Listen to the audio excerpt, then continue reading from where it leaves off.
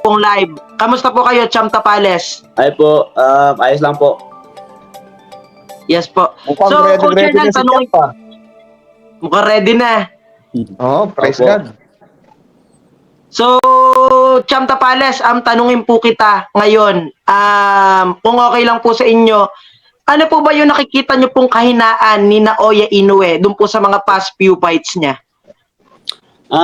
Sa tingin ko, mga ano lang yan eh. Hindi ba, wala kasi ako nakikita sa kanya na ano eh. Doon lang sa laban nila ni Nonito Donaire, doon ko lang medyo may nakita ako doon. Pero yung mga ibang laban niya, talagang siya yung pinakamagaling, siya yung malakas. Kasi ano eh, based din po sa kalaban, sa naging nakalaban niya.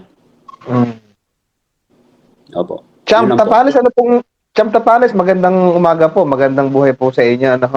Ano pong ginagawa niyo preparation to overcome po yung tinatawag natin kahit pa paano, meron ka ba? Hindi naman mawawala yun. Pero yun nga, paano niyo po ino-overcome po yun? Kasi ito po yung mga ano eh, yung observation namin ni Sir Winter, yung mga nakalaban ni Tapales, maliban ni Monster, maliban kay Nonito Donaire, si Fulton natalo ng kaba, natalo ng takot, kaya yung performance niya limited. At naglaban siya for survival. Si Dasmariñas na ating kababayan din, nagbago rin po noong nakaharap na itong si Monster ng Japan. Si Moloney, nakipagsabayan naman, kaya lang naging careless. Tama ba, Winter? Moloney ang pangalan nun, yung pinabagsak. So, kayo po, ano po ba ang inyong ginagawang motivation po dito? Para talagang, kasi nakita namin, yung iba yung inyong spirit ngayon, parang bagong boxingerong talagang gutom na gutom sa ika nga po natin ay champion.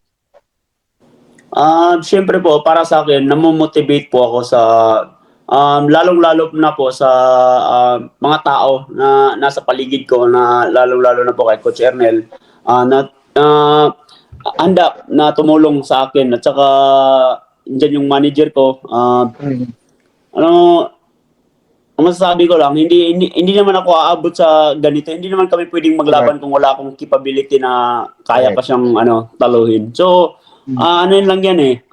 Siyempre, kung takot kang lumaban, paano ka pa makakalaban kung takot ka na? Mismo. So, gano'n lang. Sa akin naman, marami na akong experience ng mga laban. So far, basta maganda lang yung condition ko, maganda yung training ko. Yun, maganda naman yung training naman talaga namin kasi andito na nga, sinusuportahan talaga ako nila na Sean Gibbons at saka Boss JC at itong trainer ko, porsigido po kaming talagang makuha yung panalo.